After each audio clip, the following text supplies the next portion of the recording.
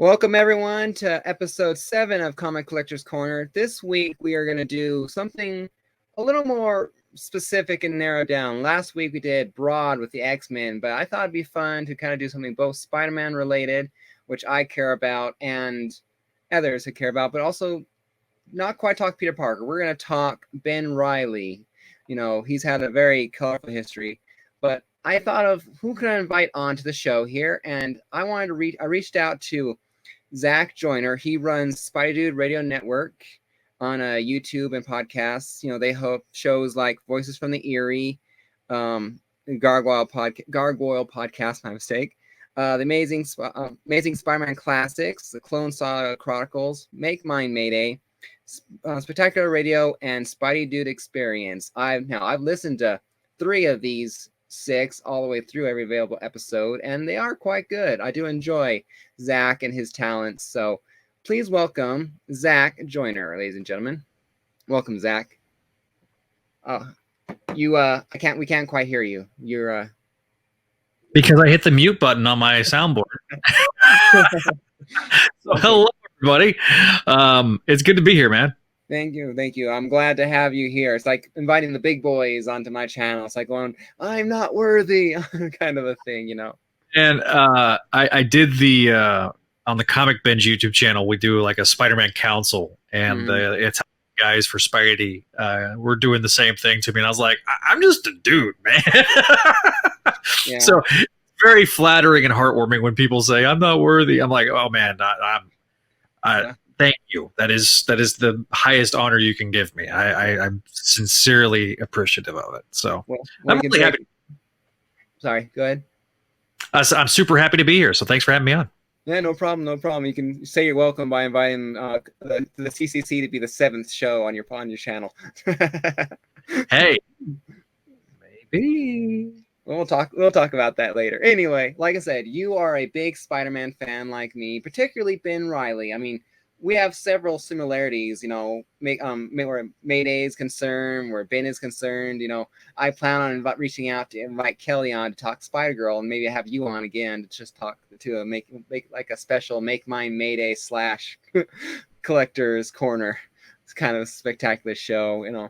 Anyway, so tell us a little bit about you. I know a little bit about your history, you know, how you were young, you kind of got, I think your dad got you. I think it was your dad that got you into Spider-Man, so you stopped doing Turtles. And yes. Okay. So when I was really young, like 4 or 5 years old, I was obsessed with Ninja Turtles. Ninja Turtles was my jam. I loved Ninja Turtles. My dad just didn't get it, and my dad read Marvel in the '60s when it came out. Him and his brothers, they would go to the corner store, the 5 and Dime, and they would go get a Coke and 2 comics for 30 cents. Nice. And what they do is they would go collect Coke bottles, so that way, and they take them to the Dr. Pepper Coca-Cola factories in town, and they would get money back. And that's what they did to get comics and go to the corner store. And so they had Amazing Spider-Man 1, I think Dad said he had Amazing Fantasy 15, X-Men #1, all these #1s that had they kept them in condition, it would have helped fund his retirement. Yeah. I'm sitting here going, I'm just going like, Grandpa, why couldn't you be into comic books so much? I would have so kissed your butt to get into that will. Yeah, Dad, when and his older brother, because my dad was the 4th of 5. The first 4 were all Irish twins. So my uncle turned 4. My dad was born in November. My uncle didn't turn 4 until that following February. And there was 2 kids without twins. So it was bam, bam, bam, bam.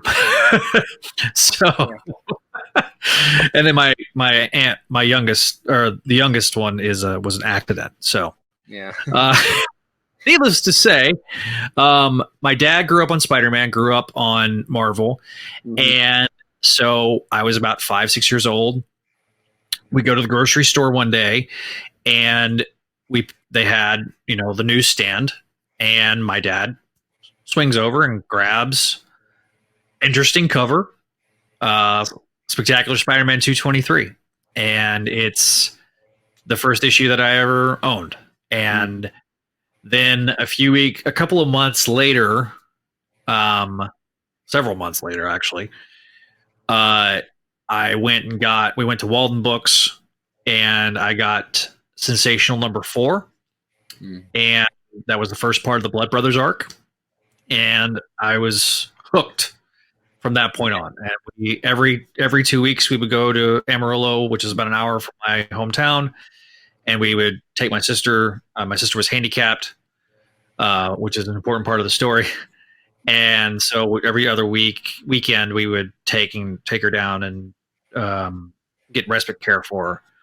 So that way we could just kind of do things like as a quote unquote normal family. Mm-hmm. And so in those trips, we would go to the mall, we'd go to Walden Books, and eventually Big Apple Comics was my comic store for a long time. I remember when they were in the other mall in town, but they've been in their own location now for almost over 20 years. And so he's one of the rare comic owners that actually owns his building, and has the only debt he has is buying books. That's all he's got. Nice. So he's been in the business now for 30 years. He's a great guy. Ed is a fabulous guy. I'm pretty sure he'll retire in a pine box. He loves comics. He loves the medium, and he loves games and tabletop games, and he's done pretty well for himself. I mean, now it's just him and one of his guys that used to work with him, and it's just the two old men that run the place. And then, in 1998, we started a little website called Spidey Dude Spider-Man Page, and that was all because my dad wanted me to see Spider-Man when we got on the internet. Mm-hmm. And my dad became very computer savvy because he was trying to download a Spider-Man screensaver on the computer, and he accidentally deleted a core Windows file and crashed my computer. So after spending an exorbitant amount of money calling my uncle, who lived in Amarillo, but unfortunately it was long distance. These are things that kids these days have no idea. This is like me speaking Swahili right now. Eventually, he got the computer, back up and running, and he created a web page. That was supposed to be just a landing page for when we got on the internet. And I then asked the $64,000 question: can anybody else see it? And at first, the answer was no. And then eventually, on June 17th, 1998, we launched Spidey Spider-Man Page. And there was a lot of starts and stops, but starting in 2009, we started Clone Saga Chronicles, and a very weird amount of things. You mentioned all the shows a part of Spidey. There is one you forgot to mention. The Salby Cinema Era podcast is also on the network. That's our newest show by Chris Dedmond. He's a great guy. Also hosts a actual real radio show called Radio of Horror, and so there'll be an interview that him and I did with the artist whose name suddenly escapes me. He did the art for the last Morbius book in 2020, so did some fill-ins on Amazing Spider-Man as well. So it's a very interesting interview. Definitely should check that out on our channel.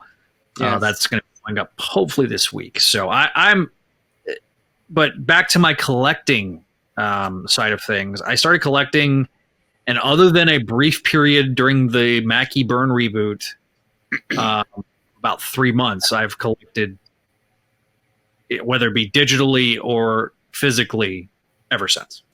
Yeah, I mean, it's quite an interesting story. I mean, my own experience is Sunday paper kind of thing. That was my and Archie Digest, and that was the first 18 years of my life. Honestly, I wasn't really into comic books. I had to have the right spark, and the steps were missing. I was missing B and C to get to D. and all that, and just the right amount of thing. I mean, I tripped into artwork. I mean, I tripped into comics through tattoos and painting, which is a weird combination, but Right. but I guess it combined my love of reading, my love of artwork, and you sit in a chair long enough staring at a cool cover of a comic book in a tattoo/comic book store, you think, well, if I had the money, I might buy that, and then you come back later, it's still there, and I'm only gonna get these 5 issues of Superman because it's part of the reign of Superman, and it's that my favorite arc of Superman because of my childhood superhero, and that's all I'm gonna get. Not like tattoos, not gonna be addictive, and I apologize to myself and my wallet. you know, Yeah, you got some great issues behind you, man. Those yeah. are beautiful. Yeah, the one, Amazing Spider-Man #1, the one I paid the most amount of money for in my entire collection. But that's another story. But yeah, Yeah. so it is quite an experience. So I mean, but yeah, like I said, I mentioned earlier, like I said, the Clone Saga Chronicles, that was an interesting listen to. I mean, I was joking to myself because I listened to, and I'm not gonna bring them up well because of stuff we talked about earlier and all that, but I Mhm. listened to all the episodes of Podcast for Crawl Space as well as Clone Saga Chronicles, and Yeah. so I listened through Clone Saga and Dan Slott reviews. And I don't know which one I was banging my head against the desk harder at the end of it. Uh, I mean, it's going to be, for me, it's going to be really interesting because listen, my time on Crawl Space was and I helped. So for those that don't know, let me back up a minute. 2006, August 2006, I was just out of high school. I had been a part of Crawl Space as a poster since 2003, and then I eventually became an admin, moderator, then admin. And so it was me, a guy named Kevin, and Brad. Um, Brad had no idea what he was doing, but he was combining his two loves. So Brad's background is he was a television TV journalist for 17 years, and so he loves broadcasting. He loves Spider-Man. Has one of the largest Spider-Man collections out there. I mean, I would put him in the top 10. Has every issue of Amazing Spider-Man from 26 all the way to present, and variants and annuals and all of it. Mm-hmm. So he's got a near complete run of all of Spider-Man.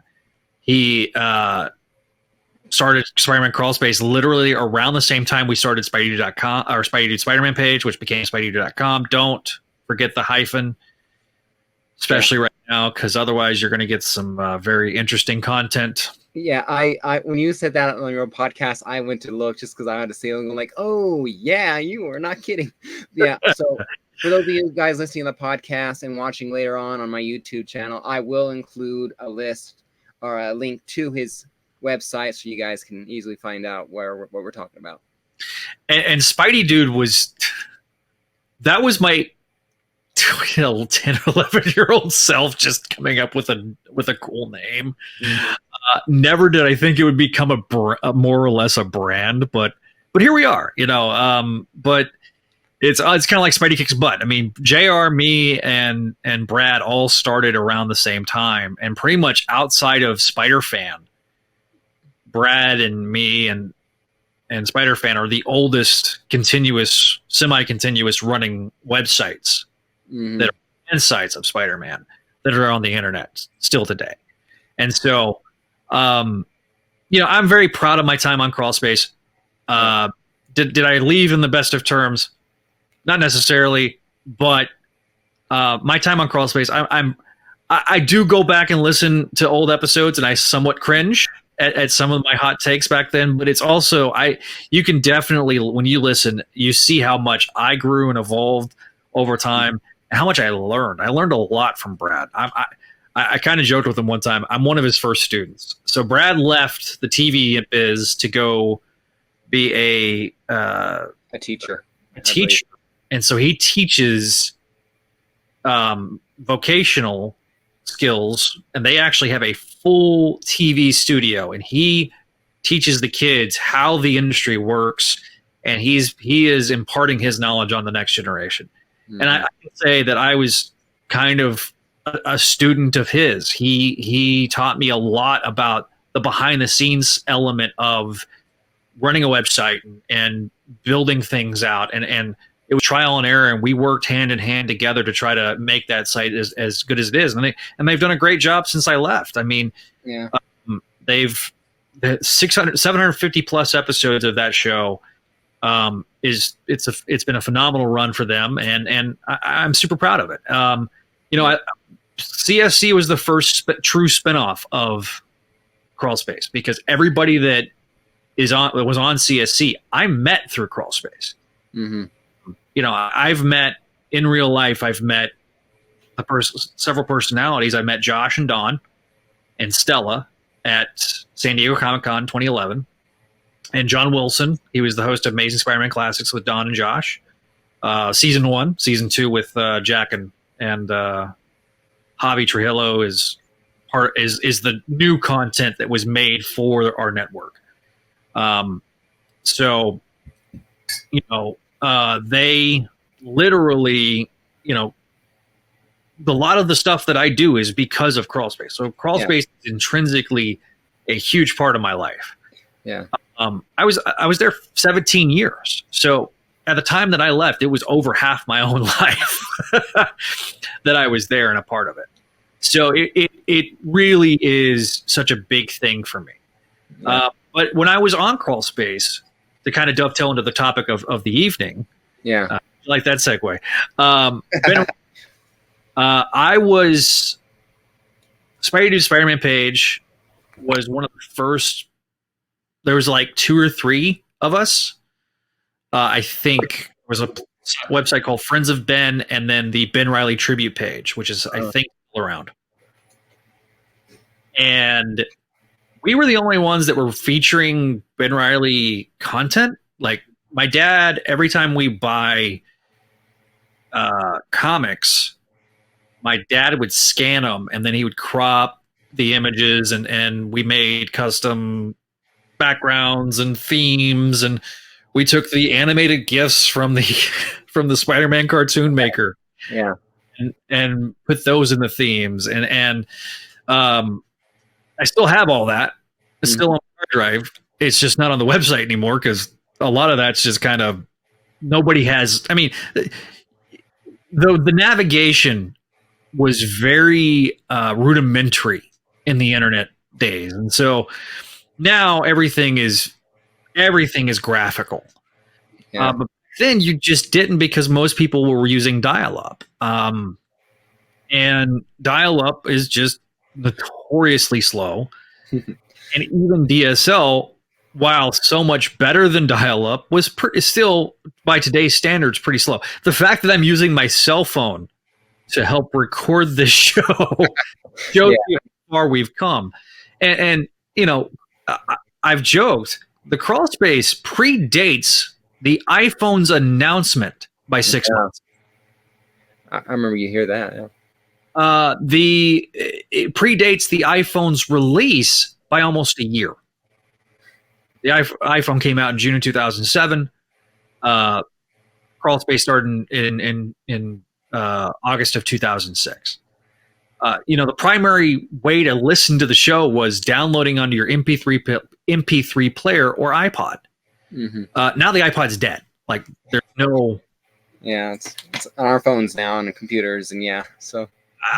It's amazing when you kind of put things into perspective. That just tells you how long guys like Michael Bailey and the Two True Freaks guys and Crawlspace have been doing it. So getting back to Ben Reilly, yes,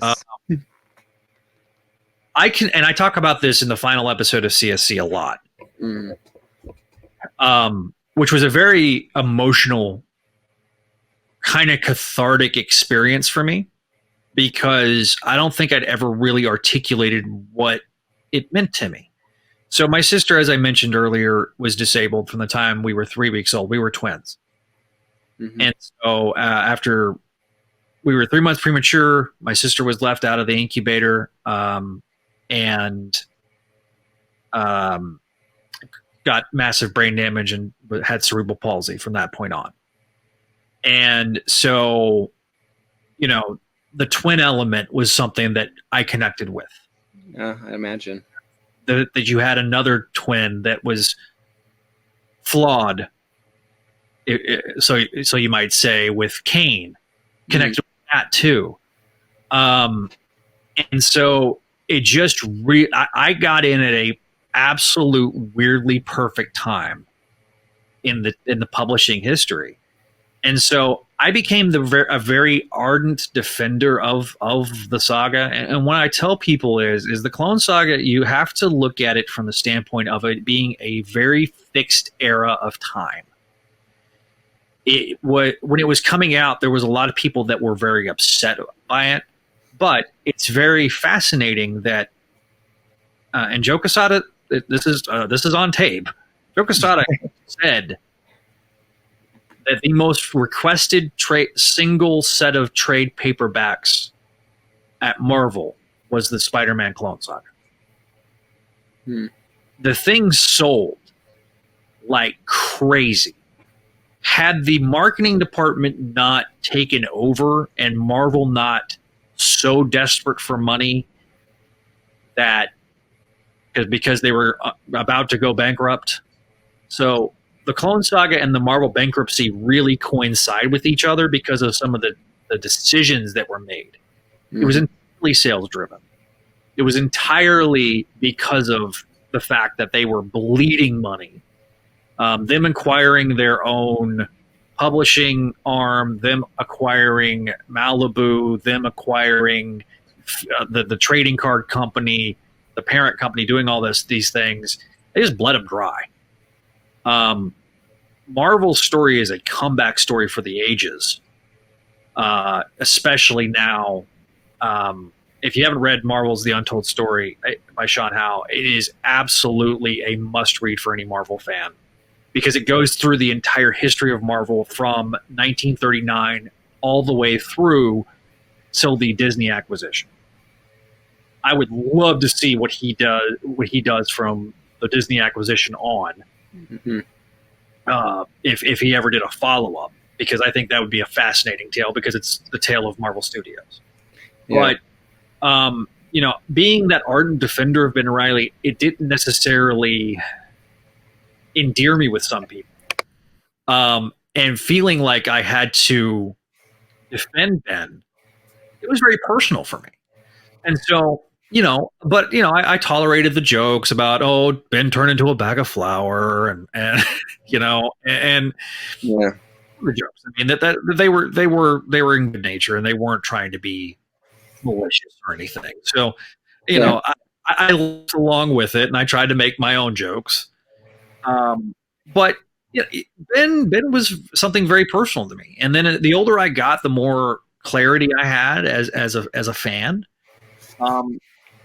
But I look at it now. When we started CSC, you go back and listen to that first episode. We were like, oh man, I wish we would have trades. I wish we would have omnibuses. I wish we'd have new content. All those things came to pass literally months later. Yeah, you guys were like that Clone Saga Chronicles spanned over years. I don't realize it when I'm because like I said when I'm listening to your guys' content, I go from one thing to another. Like when I finished listening to Crawl Space and Tara's episode to episode from here on out, I was like, oh, okay, what do I do next for Spider-Man podcast material? And when I decided to do Clone Saga Chronicles, you don't notice the time difference, kind of thing, especially since there's not really a issue review kind of a thing, like they would every Wednesday when they come out. And so, but there are little things there like tones and how voices are captured because audio equipment's updated, things like that. Or but I just remember, I remember you guys talking about things like that, and then talking about, here's the trade, and so I'm like, wait, a couple of years have passed. Okay. It's funny because it's very CSC was the intention. We talked about this also in the last episode. The intention was we were going to do weekly. Okay. Trust me, I've done weekly content. Okay. We did weekly content between SD and Make My Mayday. it is incredibly hard to do weekly content, especially new weekly content on a consistent basis. Yeah. It was very hard. So then it became bi-weekly, and then it became monthly, and then it became semi-annually. But one of the things was I set out to cover that era as extensively and as comprehensively as I could, and I did. I feel like we accomplished that. But we never expected to get the extra content that we got. I never would have dreamed of the Kane Scarlet Spider book. Never would have dreamed of the 6-issue miniseries, The Real Clone Saga. I never would have dreamed of the Who Has Been Reilly arc and the Kane appearances and all the Kane appearances with Brand New Day and then post Brand New Day and Dan Slott era. One of the things we are going to do, I keep saying, we've talked about this for a year, but we are going to go through the Slott books from the perspective of now being a complete run. Yeah. And kind of break it up into chunks and kind of debate the pros and cons of it, because Paul, my co-host on Spider Experience, is a Slott fan. He likes Slott's work. Me, I am more because there's elements of Slott's work that I like. I like some of the concepts. I like some of the arcs. I like some of the decisions, and also equally, I despise some of the decisions, some of the arcs. Okay. So it's very much a mixed bag for me with Slott. Yeah, definitely. Because I remember, funny enough, I like Slott when he's doing his events. Like Spider Island. Probably my favorite thing he did, honestly, was Spider Island. Volume 3, not bad. Volume 4 was I'd rather, get a root canal with no Novocaine to read Volume 4 again. That was when Volume 3 ended, because I always felt like Volume 3 was kind of like, nah, it's okay. Had he left after Superior, I think a lot of fans might have viewed his time differently. I felt like that he overstayed his welcome in Volume 3 and Volume 4. That's just my personal opinion. I felt like that the ending mostly stuck the landing with Superior, but had he left there, it was a good enough ending. That was a good enough jumping off point. He could have left and done something else. Him staying on as long as he did, though, I will say, led to the Nick Spencer run, which I enjoyed massively. Yeah. Until the end. Yeah. That's where I came in, honestly. I came in to Spider-Man around Nick Spencer's run. I think it might have been 10, 11, 12. So that's where I got into Spider-Man and falling in love with Spider-Man. With help, I mentioned this on my very first podcast, Reggie Collects on YouTube. He was my inspiration for Spider-Man, who eventually led me branching out and finding other channels and podcasts. But Nick Spencer is what brought was the writer who I stepped into and started reading and loving, and so that's probably why I'm a Spencer guy, because that's where my love of it was helped flourished on my own. Had I fallen in during the Slott run somewhere, I might have been well, there is some good arguments there, but I will defend Slott because he helped fan that flame. So, and it's funny because whenever you start in comics, you'll tend to look at it through rose-colored glasses. And I'll admit, you go listen to CSC, there's times where I'm straight up rose-tinted glasses. But I also am profoundly fair when it's bad. When it was bad, it was bad. Yeah. I pulled some issues, and one of them, and this was not intentional, by the way. No. One of them that I ended up grabbing is this one. This is Scarlet, for the audio listeners, this is Scarlet Spider Unlimited #1. This is one of the single worst issues of Spider-Man ever published. Yeah. Because trying to retcon a retcon. And by doing that, it told the most bonkers, most incoherent story The only thing about this issue that's somewhat redeemable is if you ever watch Spider-Man Unlimited, I swear to you, this was one of the books that Avi Arad read and said they need to develop this into a cartoon, because a lot of the elements of that cartoon, you can trace it to this particular book. But you asked me to talk about some essential arcs. Yes. One of them, and this, I have some of the trades, and thanks to my Patreon subscriber Vinkman, thank you for all your support, Vinkman.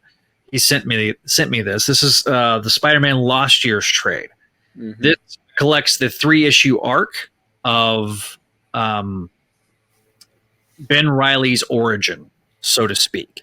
What happened between the end of ASM 149, which is collected in the Clone Genesis trade. These are also all collected in the first volume of the complete epic Clone Saga. So you can find that on Amazon. They are a little pricey, but both of these are in that particular collection. So Ben shows up at the end of Jerry Conway's run. It is the final issue of his run on Amazing Spider-Man.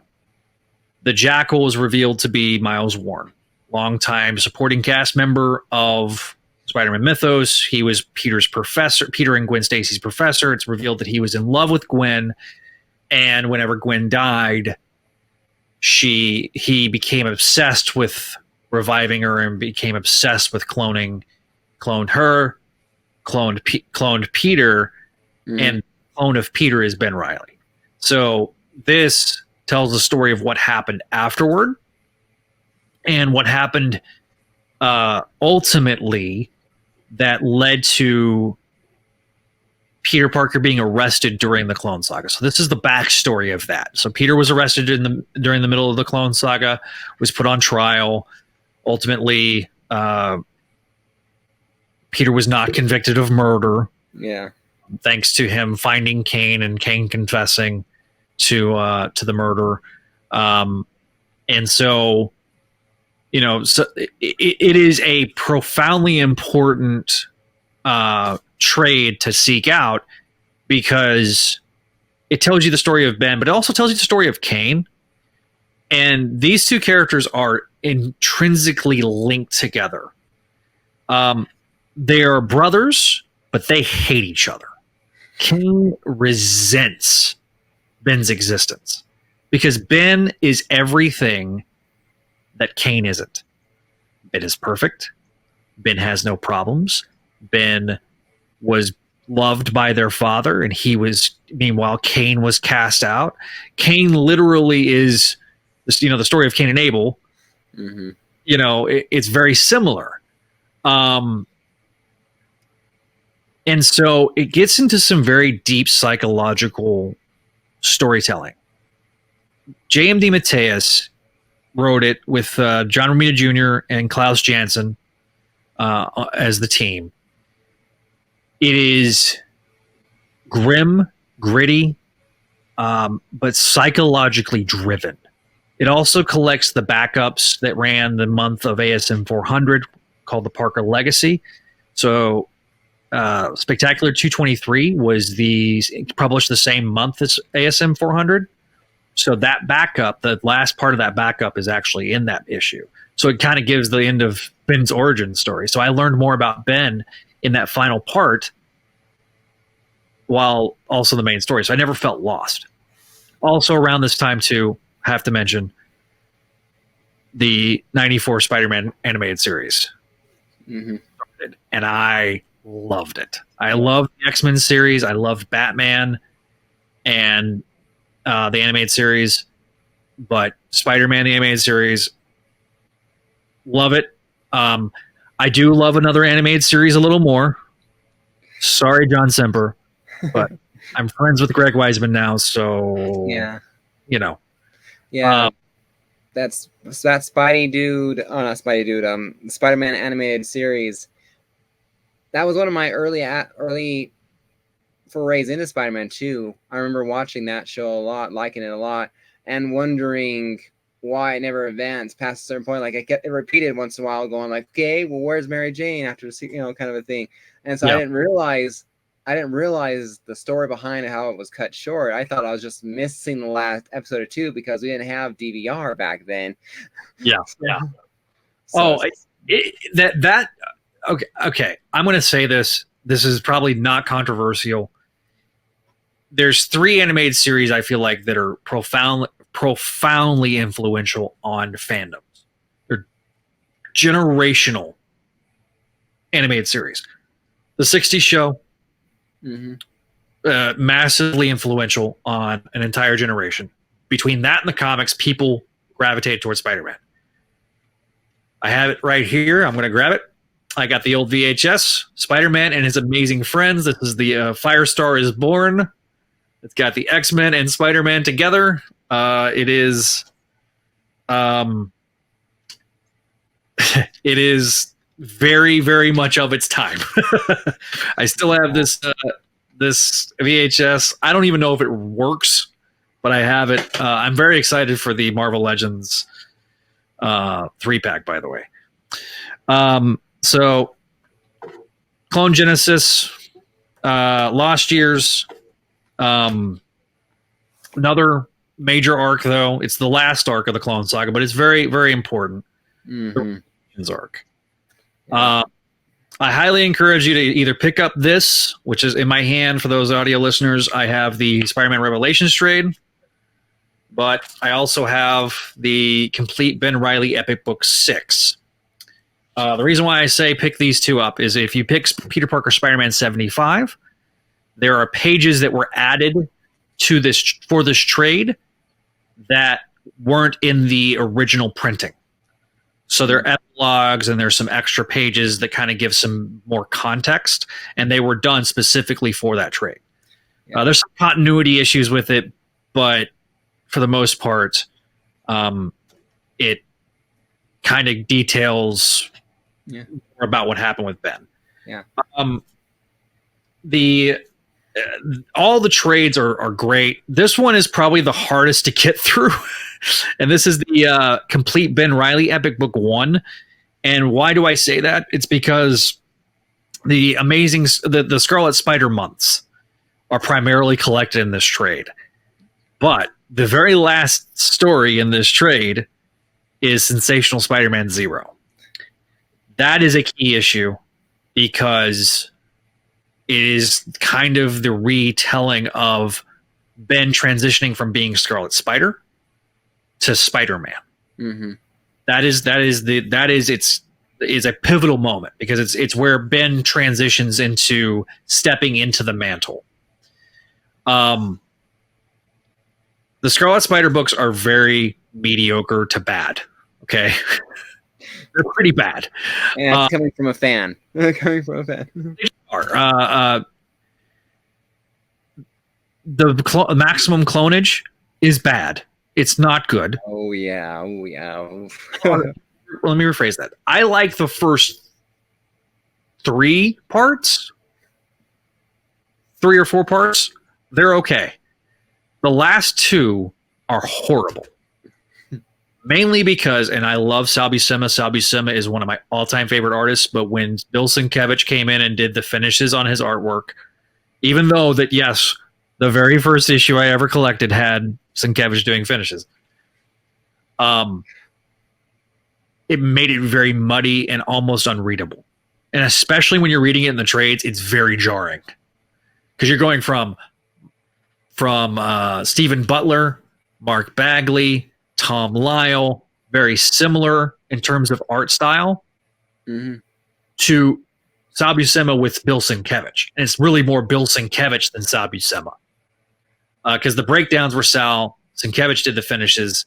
It's very, very bad. And then Maximum Clonage Omega is just an incomprehensible mess. Again, you have people that were put into spots that didn't need to be. Glenn Herdling is a fine individual, but like for a lot of fans, this is unforgivable. Okay. Yeah. Tom Lyle as an artist, I always enjoyed his work. Tom Lyle, as a writer, did not enjoy his work. He was trying to do things in the writer-artist combo where the artist was a writer, was all the rage back then because of Image and stuff like that. So they wanted to give Tom a chance, an opportunity, so they kind of gave him unlimited during that period of time. Got great Ron and Lim artwork, not so much the writing. There was an obsession with homeless people too, for some reason. Yeah. We joke about that a lot, but there was like 4 or 5 issues of like the plight of the homeless. I don't know if there was like a homeless encampment right next to Marvel's offices or something, but I don't know. But you know, look, I try to be fair with the Clone Saga. I love the characters of Ben Reilly and Kane. But I'll tell you, my favorite issue of the entire run, other than Peter Parker Spider-Man 75, key issue, it's ASM 400.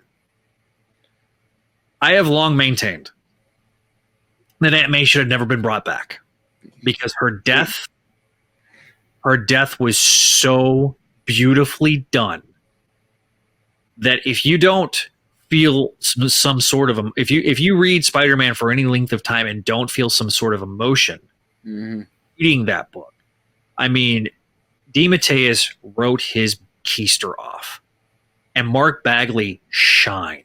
He did incredibly well doing with the penciling. I mean, it's an incredible story, and it's very much a standalone until the end. The end is like the twist ending that, you know, obviously was designed to make you want to pick the book up the following week.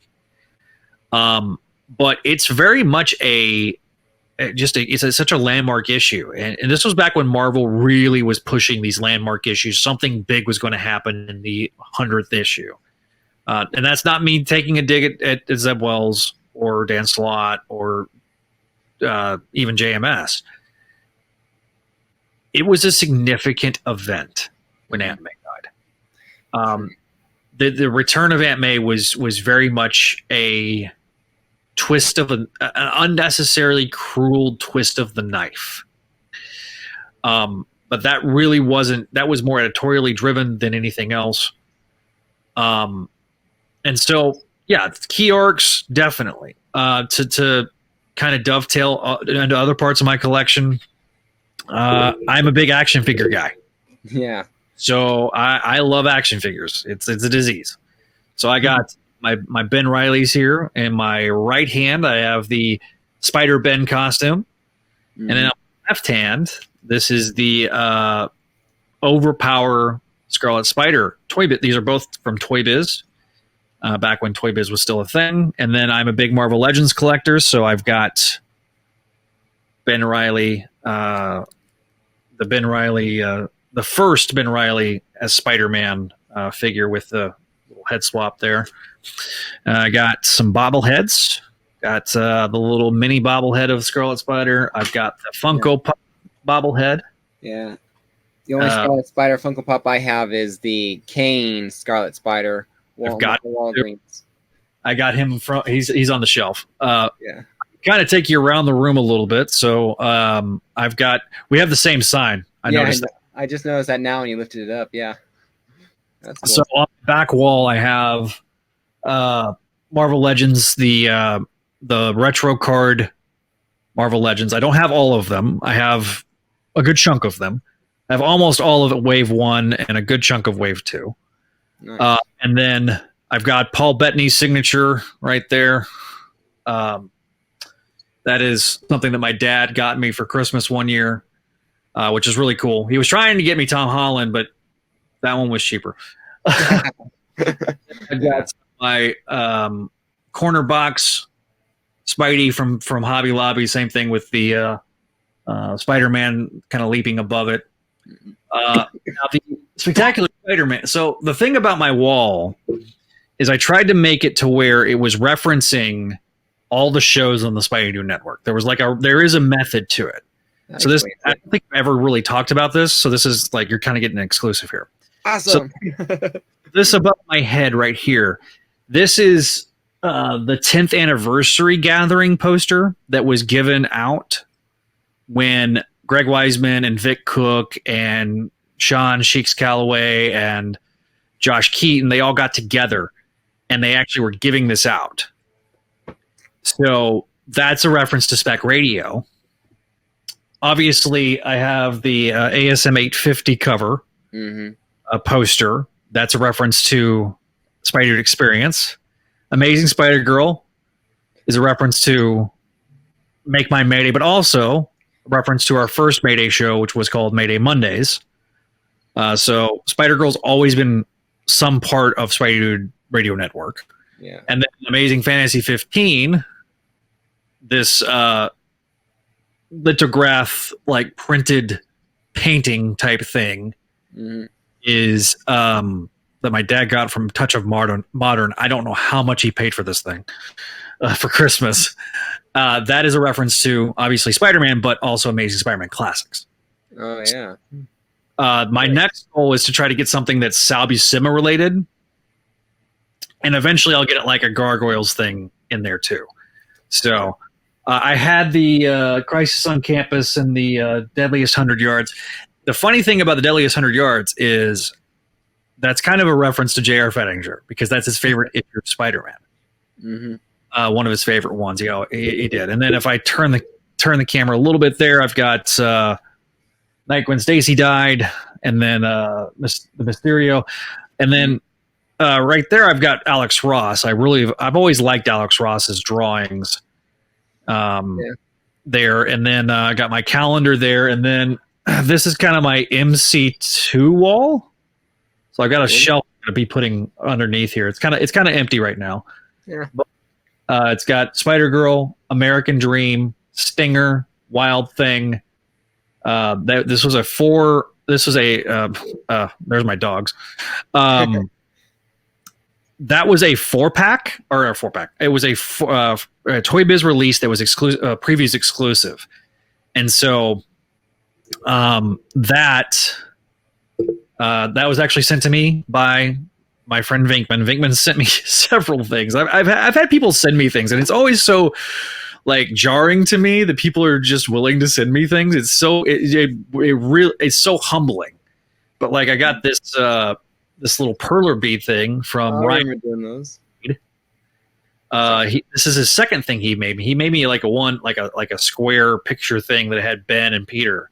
And, this is the one he sent me when I guest starred on his podcast, the Pixel Classroom podcast. So that was kind of his thank you for showing up on the show, which was really nice. The other two that you might have seen in there on that wall was the Scarlet Witch and the Vision. That's because my wife's favorite Marvel show is WandaVision. Yeah, she loved it, and so we got that. There is some artwork on the wall. Since you're an artist, you'll appreciate this. That is by my good buddy Gerard Delatour. Gerard was a co-host on Spidey Dude shows such as Spectacular Radio and Clone Saga Chronicles. He's also my roommate at one point. And those were some drawings that he did for me. He did a Scarlet Spider, a Spider Ben, and then a Kane where it's half Kane, 90s Kane, and half Kane as Scarlet Spider. That's so cool. You got quite a room there. Of course, I'm at the space where it's like I'm on the ceiling as well, but I'm going like, well, I start taking posters and things down. I mean, I see several connections there too, like over your shoulder, the Crisis on Campus picture. Yeah. When my wife graduated, she went to a online school in San Diego, Ashford. So we went there. My one requirement is, okay, we're going to San Diego. I have to visit one comic shop. That's my, for me, thing. Right. And I forget what the name of the shop was called, but Crisis on Campus, and I think the next issue, I think it was 67, 68, or 67, 68. One of the two. That one and the other one were the two issues that I got there. It was on New Comic Book Day, so it's like it's always a special book because I got it in San Diego, kind of a thing on a trip there. So it's one of the books that I can't never get rid of because. Yeah, no, it's I've got several copies of like the Scarlet Spider books. remember getting Web of Scarlet Spider #1, visiting my grandpa and my grandfather in Oklahoma City, and we went to a comic shop in Oklahoma City, and we seeked it out, and we went there and hung out. Another cool thing I have, this is a pen Disney. So you can get collector pens when you go to like Disney World, Disneyland, and the girl I was dating got this for me. She went to Disney World, so I've got that on my desk. I've got other like Ben Reilly things. I've got these minifigs. I don't know if you remember. You might not, I don't even remember what they're called. They're like these little tiny, very familiar, but yeah, name escapes me. The name escapes me too. But I got both the Scarlet Spider and Spider Ben, and then of course I've got Spider Girl stuff such as Spider Girl with the from Earth X with the boob socks. Yeah, that's the term that Kelly came up with. Yes. It's not. Yes, for you guys would have to catch a podcast from Make Mine Mayday or Crawl Space to understand the term boob socks. Yeah. That's not how clothes work, unfortunately. And then another final thing, kind of just two things. I got the Scarlet Spider Lego. Yeah, and then I have a funny story about this. So I have. The Spider-Man Classics line was the precursor to Marvel Legends. Mm-hmm. Okay. This came out around 2001. So in 2002, they did a variant from KB Toys. So it's KB Toys exclusive. Mm-hmm. And it was the Scarlet Spider. And it's a repaint. I'm trying not to get too much glare on you. Yeah. But it's a repaint of the black suit Spider-Man. Now, it also has soft goods... a soft goods hoodie. Yeah. I've never unpacked this because I have the same figure, but a dog, not my current dogs, but one of my roommates' dogs, old roommates' dogs, ate the hoodie. So I was going to get this in San Diego. So you talk about San Diego. So I went to San Diego in 2011 and I saw this at a booth. They wanted $100 for this. Mm. I got this on eBay for $35. Nice. I thought I won the lottery. Yeah, there's another guy that I know of who's a Ben Reilly fan. His name is D Runk. He has I plan on inviting him on the podcast too because he's not just Spider-Man, but he's another Spider-Man fan or kind of thing. He wanted that because it has a comic book in that thing, right? Mm-hmm. Yes, that's what I'm talking about. He wanted that second print of the first appearance of Scarlet Spider in the 9.8, and so he would buy one, send it off to CGC, come back at 9.6. He bought another one, he sent it back in, came back at 9.6. He did this like 4 or 5 times until he finally got that 9.8. Oh wow! So it's like, I briefly thought about trying to get both you guys on at once. Oh, that'd be fun. But maybe for another time for round 2. I always love interacting with other Ben Reilly fans because of my time on the internet being what it is. Getting to talk to other Ben Reilly fans is always so much fun for me because I've been talking with the Ultimate Spider Cast guys. Mm-hmm. They've been going through the Clone Saga, so like I've been keeping up with that, and they're a great group of guys. One of my ultimate goals, and I'm probably going to try to do this in the next calendar year, is I want to get as many of the Spidey podcasting community together and do like a big jam session where we're just hanging out and we're talking Spidey. Mm-hmm. I'm talking the Spider Talk guys, Brad, myself, the Wallop and Web Snappers guys that they primarily do cartoons, but those guys in. I'll bring Greg on since he's a cartoon guy too. He's actually been on their show, Wallop and Web Snappers. The Italian guys for Spidey, the Spider-Man book. I think there's a Spider-Man book club that just a fairly new podcast. So like, I'm trying to I want to get everybody together and we just kind of jam out and talk about just our fandom and kind of go through and do these things. So like when you reached out to me, I was like, this is cool because I feel like one of the things that I didn't do in the early days of Spidey Dude Radio Network was I didn't do enough going on other shows, talking with other people, and networking that way. And that was when I took over, when I rebooted the Spidey Radio Network, so to speak. I really wanted to talk to other fellow Spidey podcasters because to me, we're all a community, and podcasting medium. I can spend an hour telling you how crazy it is and how much more mainstream it is. Because 10 years, really even 5 years ago, if I told John Q Public, oh, I have a podcast, they have no idea what you're talking about. Yeah. Oh, podcasting is mainstream. Everybody's got a podcast now. But the Spidey podcasting community is still fairly small. And it's just fans.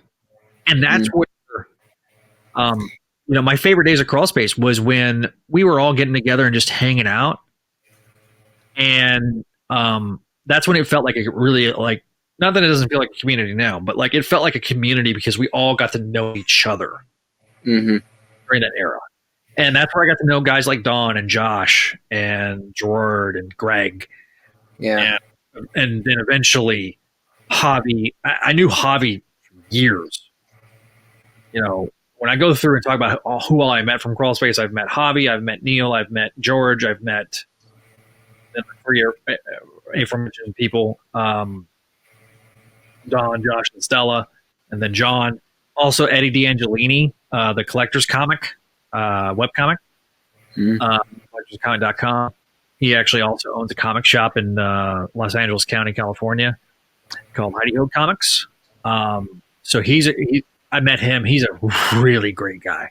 I told him that next time I go to California, I'm coming by the shop and I'm buying a comic. I don't care if it's a 50-cent comic. I'm buying a comic. Damn it! Yeah, this community was definitely amazing. I mean, I got into, like I said, right there at the very end in 2018 kind of thing. So I'm only just barely almost 5 years into comic books. I've always struggled, I guess, to have really good friends. I guess maybe it's just maybe it's partly my personality somewhat. I don't know. Maybe it's just that I'm not quite a in-person social, but over the internet's another matter. I don't know, but I've never had friends like I've met in this community. That's part of the reason why, like, on Crawl Space or listening to the Spidey Experience, going like, I want so much to be on the panel just talking. That just sounds like the best time ever because I've made such good friends as part of this community. I mean, comic books, I think, was what was missing because I've truly feel at home within this community and with his books and all that. And then I have to try and almost scale it back somewhat because I can go full force into YouTube, into this stuff, and it's too easy to slide into there and forget that I have a home life and a kid and a wife sometimes too. I have to go focus. The balance, I'll tell you, that is probably the single biggest struggle that you'll have. Because I've been married twice. Okay. Got a beautiful little girl. Moved 600 miles away from everything I've ever known to be with my little girl. Or be close to my little girl. The balance of producing content and the family life, it's very difficult. Brad is a machine.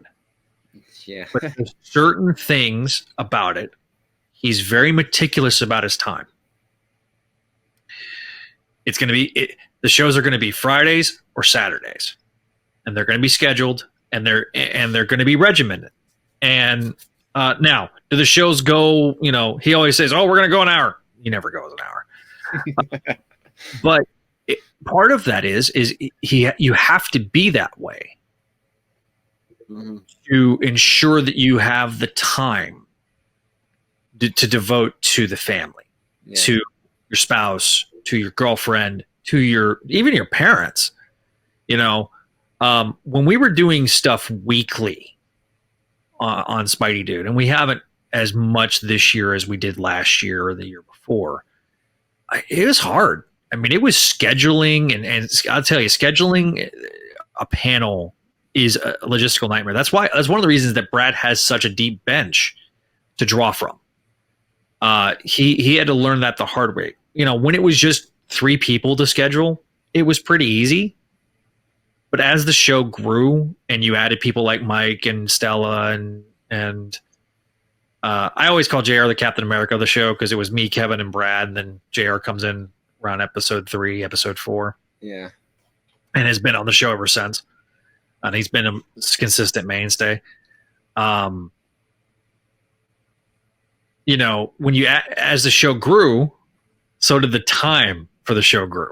I remember joking last time I think it was the last anniversary episode I was on.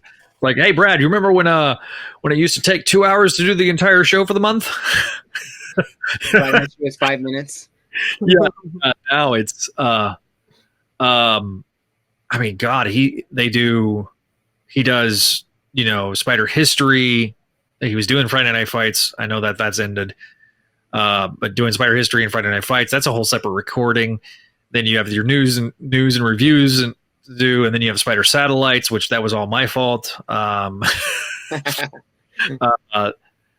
that was actually the funny thing about that is that we did it as part of the main show, and then it became its own separate thing, and then Kevin left. And when Kevin left, that kind of went away. Well, people liked us covering the stuff that wasn't amazing. Mm-hmm. And we were starting the Patreon, and I said, Brad, this is what we have to do. We have to make something that's exclusive to the patrons, that's just for them. Yeah. So we do a Spider Satellites show. And originally, the original concept of it was not what it is now. The original concept that I pitched to Brad was doing more of a sports style debate show where it was 2 people reading a book and debating the pros and cons with each other. Mm-hmm. To be more that style than just a simple review show. But it then kind of devolved into a review show. But that concept is why I want to do the slot debates the way I do. Yeah. Where you have 2 sides and they're going to debate back and forth. Yeah. But yeah, Mrs. Comics here. But yeah, the whole Patreon thing there. I mean, it's the reason why I listen to the podcast like This Week in Marvel or Comic Geek Speak and Off the Rack is I like hearing the brief things and here are the books out this week. Here's what they're about. Kind of like a 5-minute reviews. I like.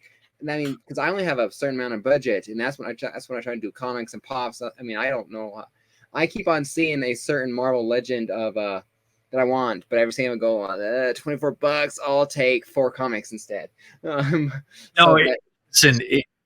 I pretty much just get Amazing, and then I'll get Black Cat and the Ben Reilly stuff. That's about it. And Miles. Mm-hmm. I used to get everything Spider-Man related. I used to get everything Avengers related, especially when Peter joined the Avengers. I can't do that and Marvel Legends. Yeah. And so it's a big struggle for me. But even with Marvel Legends, at one point I was starting to do like the MCU stuff as well as the comic stuff. Mm. Pretty much outside of Spider-Man, I avoid the MCU stuff. And I just focus on comic stuff. And now the retro cards, that's my kryptonite. It's my weakness. Those are those things because those evoke such a reaction to my childhood because I collected all those toys back then that yeah, you know what I mean? So between that's what got me into loving action figure, that and Batman. got me into loving action figures as much as I do. So, I mean, I had Spider-Man play sets. I had the Spider-Man Crime Central, the top of the Chrysler Building. Yeah. That was Kingpin's lair, and then I had the Daily Bugle. I still have the Daily.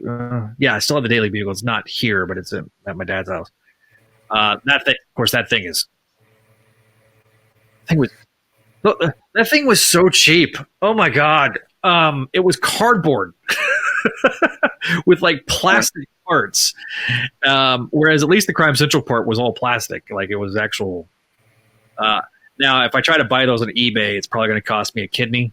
So, now I've got some job prospects where I'm looking at, upgrading jobs. So obviously more money means more budget, but yeah, I'm very much very limited on what I get. Very choosy. And even, like I say, even with both that and and I don't do a ton of Funkos. My wife loves Funkos. Yeah. The shelf I didn't show you that's the Spidey shelf. Nice. That Spider-Man right there is from Force Series. Yeah. That my great grandmother got me.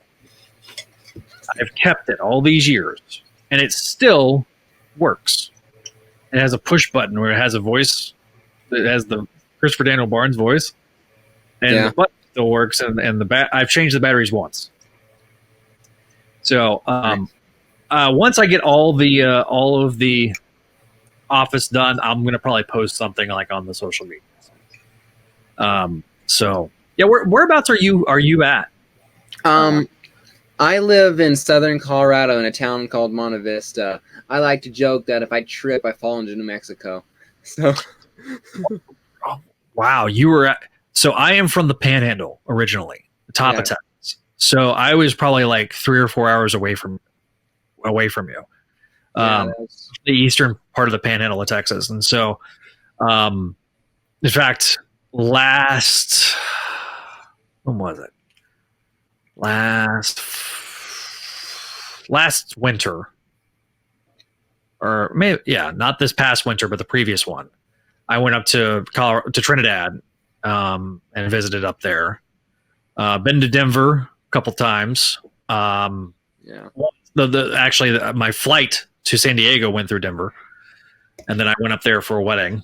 So I've been up into Colorado. But yeah, you say you fall and trip into New Mexico. That makes me laugh because there's not much in New Mexico. Yeah.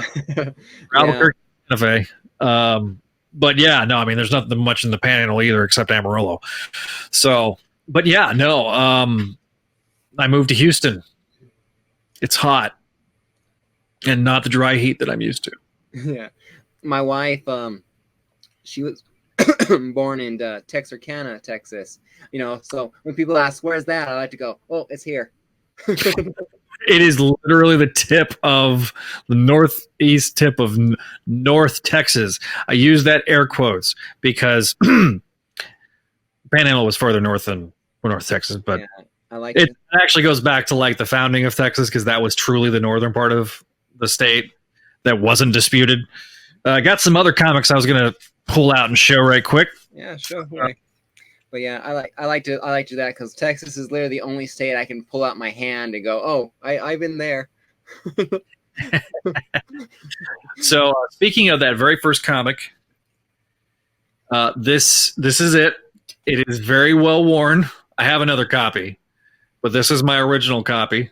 I literally would read a lot of these comics. This is probably going to make people cringe as soon as I show you. I almost had a chance to get that comic. Almost today. Sorry. Go on. Oh, really? That's funny. It was a YouTube auction on Saturday, and it was a Spider-Man lot that the girl was doing or whatever, and that was one of them. That was the only one that interested me enough that I was willing to do it because I have a complete run of Amazing Spider-Man. So that was kind of, I'm going like, I'm branching out into the other titles now, but I was going like, that's a cool looking cover. So, but go on. Yeah, no, it's the thing. Here's the thing about this cover. It's got the Scarlet Spider symbol, but then like behind it, you have the artwork and so you can see it through. This was one of the gimmick covers that actually worked. The ASM 400 cover is probably one of the worst gimmick covers. Oh, yeah, I had that B cover. I hated that until I got the A cover. So this is one that's kind of cool. This is called the Spider-Man Collector's Preview. This is actually in the omnibus. It's not in the trades. So it's in the omnibus, but not in the trades. Keep bumping my mic. Sorry. So this thing is very much a time capsule because it's a series of articles written, but it also has some really cool behind the scenes stuff, like how the design of the Scarlet Spider costume came about. Now, I had these pages were up on spideydude.com. I think I still got them somewhere. If not, I'm going to eventually scan these in and do it. Here's a fun thing. This is Bagley's designs. The big spider was something that he really clearly liked because this was something that he even had as far back as like 94. And so he got interviews with, I should have, next time I have DeMatteis on, I have to show him this one. Because there's James DeMatteis with all of his lovely head of hair. You got Mark Bagley. And so they actually go through and interview the creative teams and give the lowdown on all the stuff. But there's also a fun Easter egg here. Spectacular Spider-Man. There's Sal Buscema and Tom DeFalco. Some great covers. And then, I don't know, where is it at? They talk about the Spider-Man prose, so the Ultimate Spider-Man book. In here, and then this is, like I said, this is you can probably find it for like $2 or $3 on eBay, but it has a lot of fun elements. It talks about Spider-Man 2099, but it also talks about the 94 animated series. And fun fact, it actually gives the episode order, and if you look at the episode order in this book, these were the order of which they were produced. The Alien Costume Part 3 was supposed to be the finale. It was produced after all the others, but it was released. All 3 episodes were released in order: part 1, part 2, part 3. But that was actually supposed to. So that at one point, and if you actually watch that episode, it actually makes more sense that way. So if you ever, I'll definitely be posting this on social media since I just found it. Yeah. But yeah, I mean, there's some really great stuff here. But yeah, I literally read a lot of these comics until the covers fell off. Yeah. I have a ton of books that I'm going to eventually be replacing.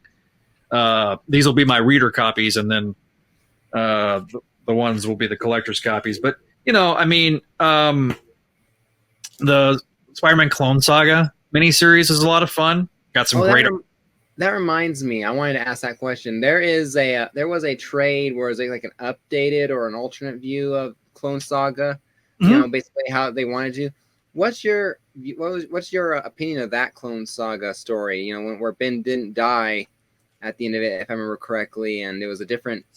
So this came out around the beginning of Clone Saga Chronicles, and what it was Howard Mackey found a rough outline of like the first 6 months of the Clone Saga. Mm-hmm.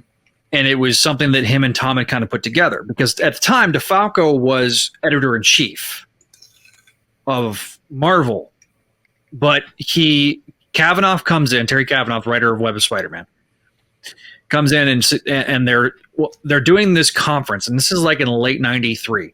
Death of Superman's happened. Nightfall has happened. Marvel is reeling at this point because they were making hand over fist with the McFarlane stuff, but then everybody left for Image. So you got all these guys leaving for Image. DC is killing it. They're making hand over fist. And so then that turns into, okay, what do we do? And so Kavanaugh suggests bringing back the Spider-Man clone.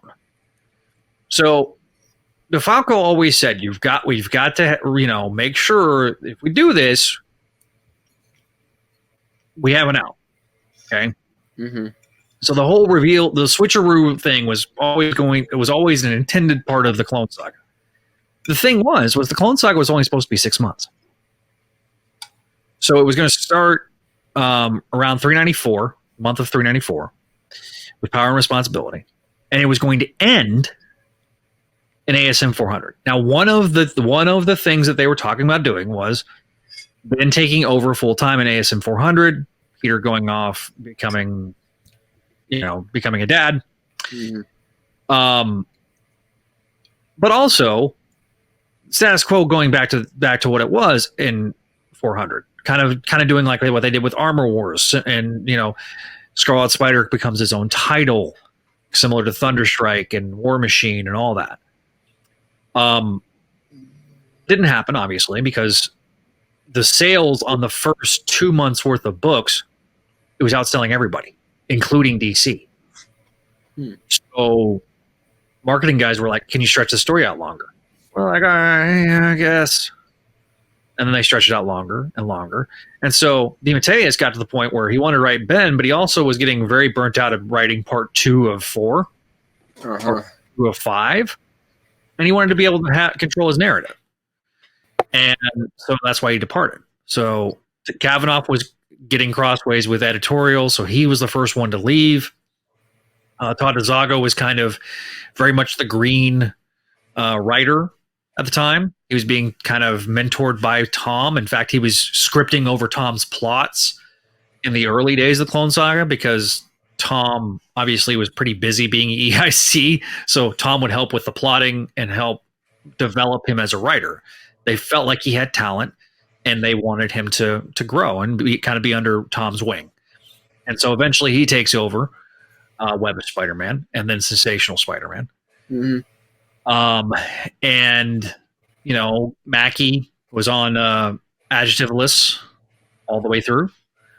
He was the only one that didn't leave, weirdly enough. Tom went from spectacular to amazing. So there was a lot of shuffling of the decks during the Clone Saga. So when you read it, you can read all of these books you can read now on Marvel Unlimited. You can get it all comic. If you want to still use Comixology, get it on Comixology. That has been an absolute train wreck. If that had happened at any other point in time, not during a pandemic, I think people would have been more up in arms for a longer period of time, but people were just like, got this pandemic stuff going on. Yeah. Another interesting book is a What If. Oh, yeah. Called What If Scarlet Spider Killed Spider-Man? This was written by Terry Kavanaugh. It's issue 86 of the second volume of What If. It is a weird book. This was one of those that I literally read till the cover fell off and like the book fell apart. So this is actually the second copy I have. So yeah, these are different in various parts. I think this is in the omnibus. I think. I'm not sure. Yeah, I read the What If the Clone Had Lived. I have that one. I think I'm not sure which volume. I think it was one. Kind of think it was the older one, but yeah, I have that one. So I have a few of those. That's another one of those What Ifs that's very interesting. The cover is interesting and cool. Yeah, it was one of those that was remarkably happy because What If always seemed to end with what if everybody died. There's a lot of notable exceptions, but like What If was very much a morbid book. There is a What If that is not morbid, and you should definitely check out, and that's Spider Girl.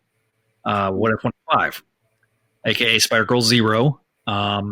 And Spider-Girl is very much the spiritual successor to the Clone Saga because of all the elements of Clone Saga that were carried on, including Mayday's costume. Yeah.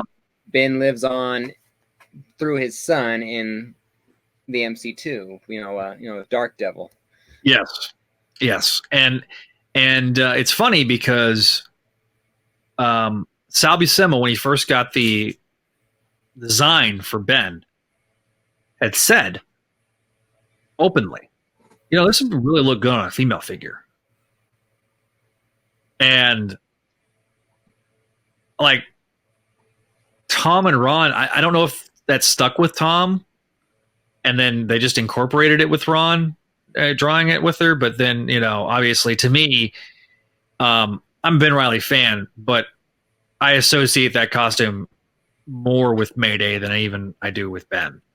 Don't get me wrong, I love when Ben shows up in it. Don't misunderstand. Yeah. Love that costume on Ben, but with Mayday, it's different. Yeah, it's the size of the spider, and it works really well with curves that Ben doesn't have. True, it's very true. And it's that's such a fun book. It's been such a joy to go through the MC2, the way we have on Make My Mayday. And we were doing that with Mayday Mondays, but it was a different thing. Make My Mayday is very much a long form show. Mayday Mondays was intended to be a very like a 30 to 45 minute show. Mm-hmm. We covered a book per episode. And the reason we did that is because we wanted something that would be easily digestible in a commute. Yeah. So, for me, now, my future plans for future books or future shows, I'm always looking to expand. One of the things, Voices from the Area, you mentioned that at the top. That is one of the funnest things for me because I get to just be producer. Yeah. I'm not involved. I make sure the bills are paid and the Patreon's good and happy. But just getting to watch Greg and Greg tell the story of Gargoyles. If you've never watched that cartoon, go watch on Disney Plus. Oh yeah, I love that show. I love the opening there. Just it's chills, the opening. Man, it is definitely the last of its kind. And I'm very excited that they're doing the comic continuation again, and that people will also get to have access to those comics that are no longer in print. It's nice to see the Gargoyles revival.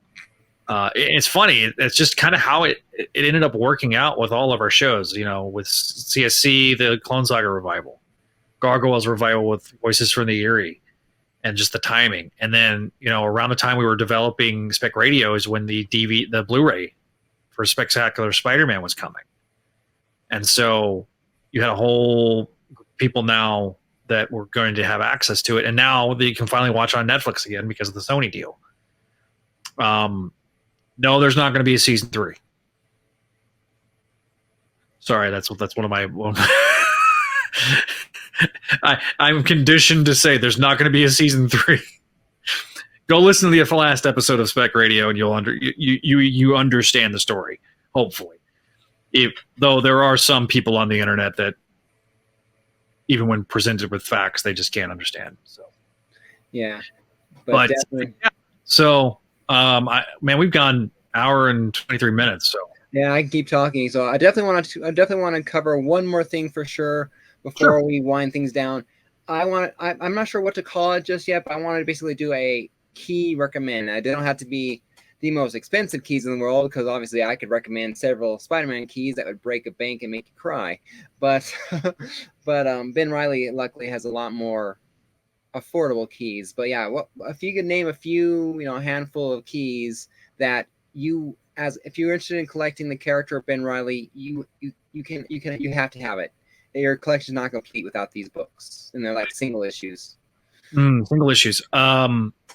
Sensational Zero. Definitely one. I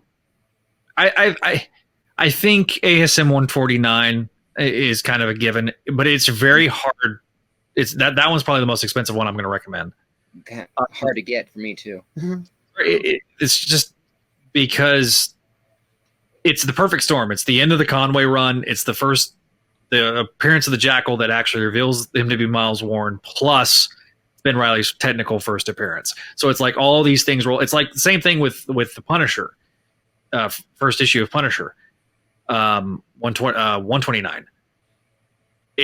It's not only the first appearance of Punisher, but it's also the first appearance of Jackal. So it's like, you get all that. So 149, obviously, big thing. Mm-hmm. Power and Responsibility, the first arc, I think, is a key thing for everybody needing to get, because of the backup story as much as the main story. The backup story tells the origin of Ben Reilly really from the beginning, and kind of tells you the behind the scenes story of what happened during ASM 149. Mm-hmm. And so the psychology of Ben a lot. It's also collecting that first Clone Saga trade too. Yeah. So that arc is definitely a pivotal one. ASM 400.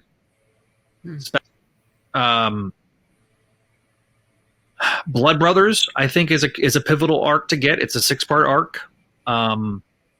That's a pivotal one. That one's definitely a must, because it's a very much it sets up the end of the Clone Saga. It was supposed to actually be the end of the Clone Saga, but that's a whole nother story. Mm-hmm. This might be a controversial one for me to say, but Maximum Clonage Alpha, I think everybody should have, because it's a pretty well drawn comic, and it has a pretty decent opening part. The rest of it falls apart, but that first chapter is a really good one. Yeah, I will say this. Says I have Maximum Clonage. I can't remember which one it was. I found it somewhere, but I'm not sure what it is. But yeah, definitely interesting. Let's read, but go on. Sorry. And then, we haven't obviously talked about Ben Reilly's modern appearances, and that I think we probably should do that in a separate episode, because that's a whole different thing. I will be doing a video essay very soon. I think I'm going to do that record it this weekend, from when we're recording this, about why the modern stuff doesn't work from a fan perspective. And so that'll be interesting for me to do, and trying to distill that down in like 10 minutes. Yeah. It'll be a very interesting experiment for me, at least. Let's see. I think the Web of Death arc, it is a really good pivotal arc, or excuse me, Web of Life, because it's it's the Grim Hunter, but it's also like the first time, and all of Exile Returns. Like those 3 arcs, gotta have. Exile Returns, that's the first time you see Ben in the Scarlet Spider costume. That's the first time he fights Venom, so it's a Venom story. And he beats Venom in a way that Peter never could. So it kind of shows you the differences between the two characters and the ingenuity behind it. Lost Years, have to have. That, to me, key is the biggest key, because that tells you the characterization of Ben. So those 5-6 stories, that's the ones. And finally, the last one, Peter Parker, Spider-Man 75. Yeah, that one. Yeah, not only one of the greatest Ben Reilly stories, it's one of the greatest Green Goblin Spider-Man stories of all time. Yeah. Well, you did mention a lot of books I had. I mean, I had, like I said, 149, ASM 149. I had Web of Spider-Man 118. I had Sensational Spider-Man 0. I had ASM 410 only because of a cool cover. Kind of this whole Ben Reilly is one. Say what? Is that the one where he's kicking Sandman? No, 410 is where Carnage gets a hold of him or whatever, and he's Spider. Yeah, that's Web of Carnage. Web of Carnage is really good. In fact, when I get another Ben Reilly of the new Marvel, new Marvel Legend, So this one is going to become Spider Carnage exclusive. So, and then the last one I had listed, really, other than the modern. Well, I mean, I had listed one more because we said we didn't talk anything about Ben Reilly's modern time or either of his 2 trips down the dark side, but death of Ben Reilly. But yeah, I mean, that's something to talk about another time. Both times he's been portrayed as a villain. I felt one time worked only because of how he went down, and it wasn't just bam, you have to believe it, like in Clone Conspiracy.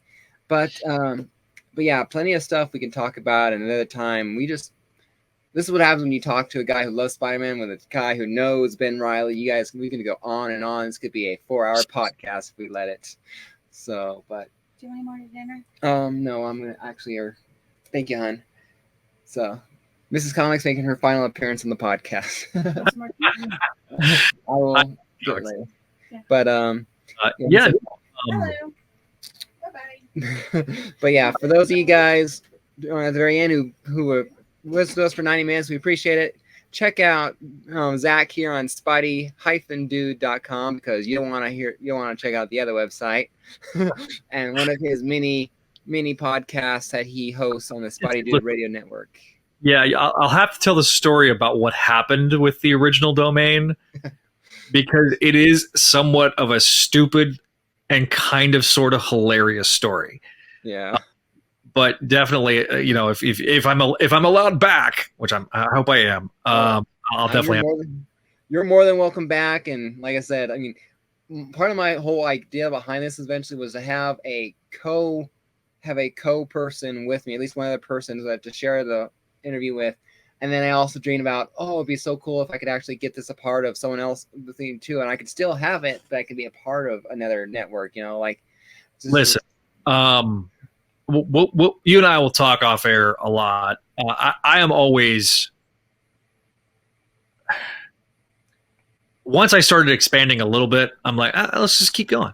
Why not? So, eventually I'm going to run out of ability to expand with the current setup of my website. But okay. No, you definitely will be one of those that I shout out because you do jump in the YouTubes whenever we're doing live, and so we'll definitely I will definitely have some very nice things to say next time we record SDE. Yeah, so I can. But like I said, you're more than welcome back, and like I said, when I get the other guy who likes Ben Reilly, we can invite you on there, and we can talk modern Ben Reilly as well as his history into the character and all that, and who knows what we'll turn out with. I never imagined. I mean, I imagined going into detail with Ben Reilly, but I didn't imagine that this would be the longest podcast yet. So definitely a lot of fun. So thank you very much, Zach, for joining me. I do appreciate it. I love, make my Mayday Spidey Dude experience. I love jumping in when I can. Usually most of the time it's only for 5 minutes because I'm busy. So it's like, hi, I'm here. And then I disappear. You guys never see me again for the rest of the night. Share and that subscribe, man. That they all help. They're all eat worth their weight in gold. Yeah. So be sure to follow all of his podcasts and all that. Like I said, I've listened to 3 of the 6 or now 7 fully all the way through. Just because I work, my job, I have to do something for 8 hours a day, so I listen to podcasts. That's what I do. I'm the same way. Whenever we were getting ready to do the final episode of CSC, I went through and did a whole binge where I listened to, because I work 12 hours a day, and I was listening to all the episodes on my phone and even the episodes of Spec Radio. I was also trying to put together a spreadsheet because I'm an idiot. Well, we're all idiots when we think about it. So, all right. But take care, everyone. Thank you guys for joining me. And I'll see you guys next time for the next episode, whatever that is. Take care. Have a good night.